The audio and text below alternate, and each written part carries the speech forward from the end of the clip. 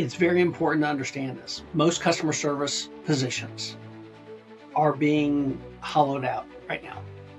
The most important thing is to provide them a structure that they know what to say and how to say it without necessarily having to use a script. And it all has to do with listening.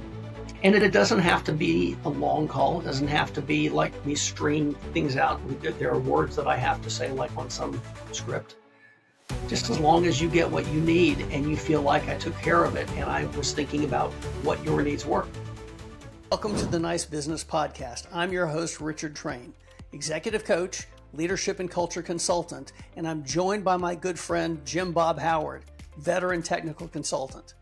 Together, we have more than 60 years combined of business and organizational experience. The purpose of this podcast is to have short but meaningful discussions about the people and culture side of business and how owners and executives can be both kind and successful.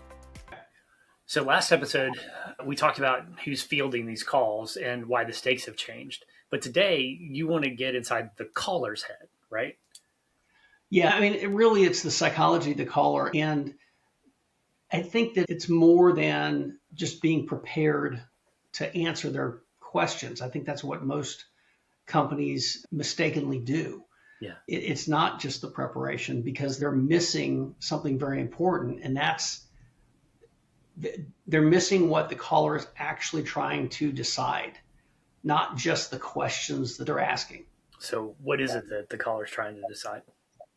You know, one of my favorite old teachers, basically, when I got into sales for the first time, right out of college, I was working with a sales trainer who used to say that everybody walks around with this invisible sign on their chest that says, "Make me feel important."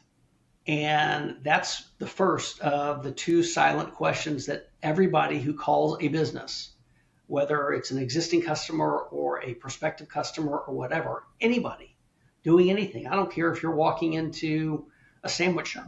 It's make me feel important. How are you going to will you make me feel important? That's question number one. Okay. And question number two is, will you be easy to do business with? Now, most people, Jim Bob, have no idea that they're even asking those questions, Sure. But they feel it. It's an emotional thing. Yeah, and that's true. I mean, whether I'm calling to order something online or I'm, making reservations or I'm walking into a store or whatever, there's a reason why I'm calling. Sure. But the silent questions, like you said, underneath are, are they going to make me feel like I'm valuable, right? That I matter? Right. And then how easy are they going to be to do business with? And once I've answered those, then whatever I was actually there for comes along. But I may decide not to do business with them. I may decide not to ask my question, right?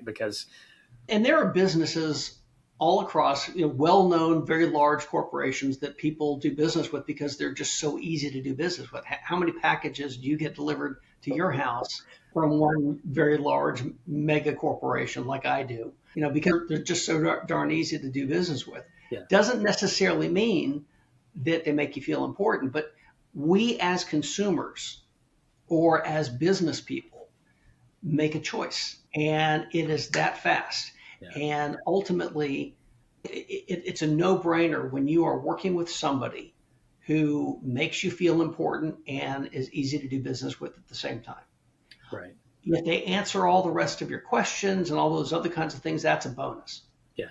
But that's something that everybody has to answer for themselves. And here's the funny thing. It is the easiest thing in the world for any company to do. Really? It is. They just need a structure for training their people. Okay. Gotcha. So, because these questions they're not information questions, right? Your information, right? They're emotional questions. They want to know. They're absolutely emotional. That you've got to answer regardless of what your informational answers are, right? It's making them feel like they matter and then making it easy to do business with you, right? Well, look, as people, we make decisions emotionally, but we justify it logically. Because you will make a decision to spend your money, whether it's for business or personal reasons, on the things that you want, that make you feel good in some way, right? Whether Right. you feel like you want it or need it, and you will justify it with whatever logic supports that. Gotcha. So give me some examples of what that actually looks like for a company to handle that well. So ultimately, you want people to understand that they have called the right place, Right. that this is the right place. I mean, so just a little bit of role play here. Hi, this is Richard. Thanks for calling XYZ Company. I can help you. Thanks for taking my call, Richard. I've recently, come across some widgets that I need to try to find. I think your company has them. I just wanted to see if I can check and see what the price is. I'm absolutely happy to answer that for you and give you the price. But first, before I do, we've got 4 different kinds. I want to make sure I'm getting you the right one. So give me a little bit of an idea of how you're going to use it. What is your goal here? Well, my wife wants me to build this wreath to go on the front door, right? And so there's a specific kind of widget that she wants to put on it. Mm-hmm. Okay. All right. So about how heavy is this going to be? Oh, gosh. Good question. It can't be too heavy. It's going on a glass door, right? So it's going to on one of those little hooks from the command strip hooks. So I don't know, maybe Well, I'm two to glad three you pounds. called it. Okay. All right. That makes sense. I want you to know you called the right place. We've got exactly what I think that will work for you. Good. And it's Model X, and it's going to cost this. Great. Great. How quickly can you get it to me? I'll have to get your contact information, make sure that we've got, would you like us to ship it to you or have it ready for you to pick up?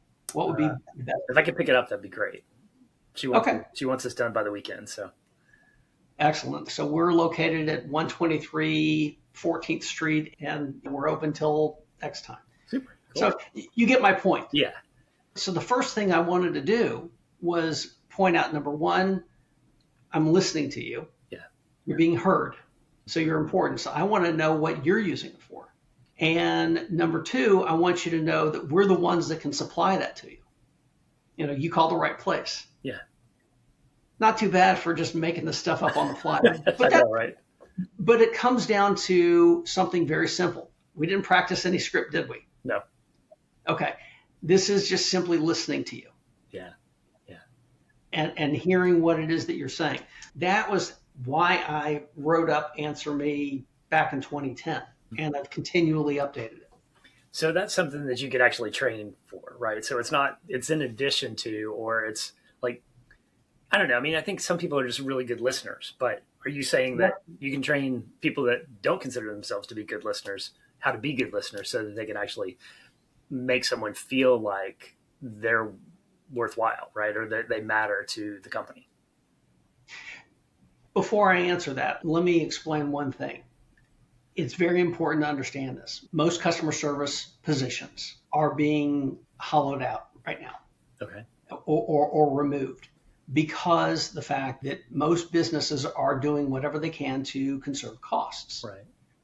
So what happens is the people who are taking the inbound calls that still remain, like we talked about last time, there are fewer calls, right? Yeah. So the people who are taking these calls are doing other things too. Right. They're usually more entry-level positions. They're usually some of the newer people on staff. And they are some of the least trained in what to do once all that marketing takes hold and people are calling and they finally get through your advanced phone system. And once they finally get through, because they still have questions, the person who's taking the call is not necessarily trained on how to handle somebody who just needs to talk to a person. Yeah. And needs more specific information than your phone bot can handle. So that's the situation that's happening. Here's the problem. Most of these people are not trained in how to handle this kind of call. And it is very easy to be able to train them. The most important thing is to provide them a structure that they know what to say and how to say it without necessarily having to use a script. And it all has to do with listening. So this is really a leadership level situation that needs to happen because somebody needs to take control of that call. Think about our little role play that we just did. You were asking a specific question, and I was doing what I could to make sure that you were fitting into a certain model of the information that I needed in order to help you. So all of this stuff can be trained. And that's the important thing. If you depended as a business owner on me having this great phone personality, then that's great if I do.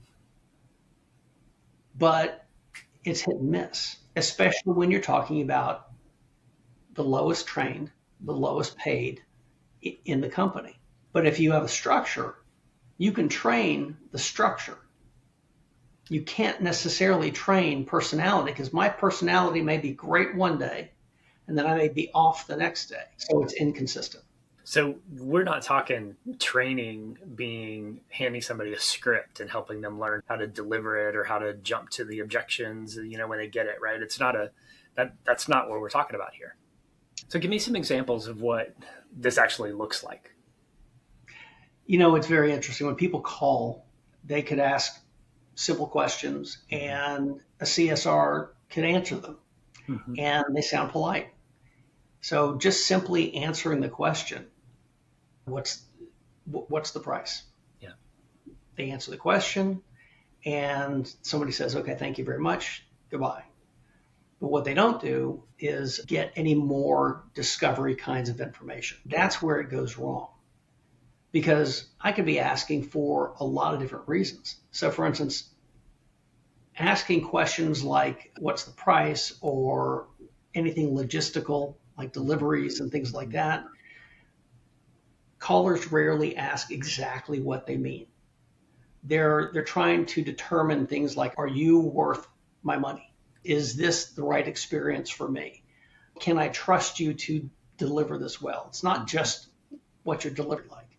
Right. It's can I trust you? Yeah. So these are all trust related questions. So they're basically trying to test the waters, because remember what we talked about last time. They've already done their research. So they're now calling and they're trying to find out what matters. And if you just answer the questions directly and even politely, that's not necessarily the right thing. You need to know more.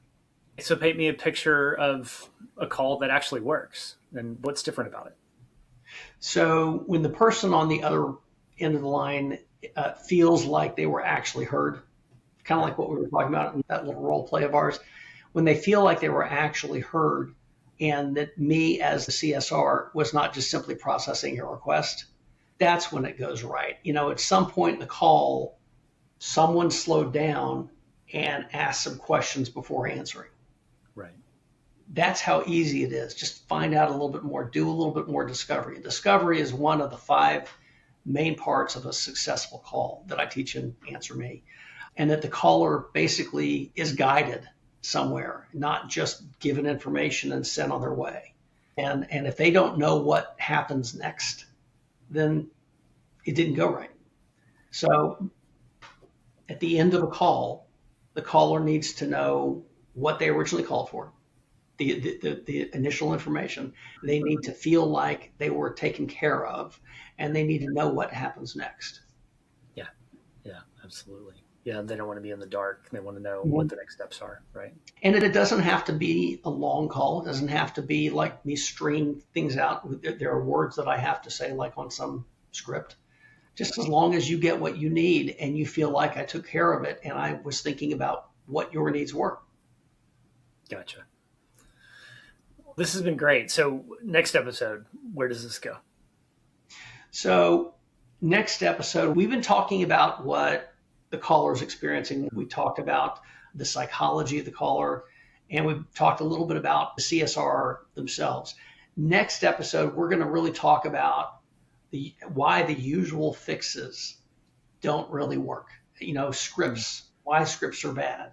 Yeah. Training events, how most companies train their people to just be better. As if just saying, be a little stronger in your language or something like that is right. Actually going to work. Good intentions alone don't produce consistent outcomes. So there has to be something underneath them. Yeah, that's great. So, all right, we'll get to it next time. Sounds good. Thanks for joining us for this episode of the Nice Business Podcast. We hope you got some valuable information and inspiration. We're always looking for great stories that will help your business be more kind and successful. And if you know of one we should hear or someone that would be a great interview, please let us know. To contact me, click the link here to go to my website or use this QR code. I wish you a nice business.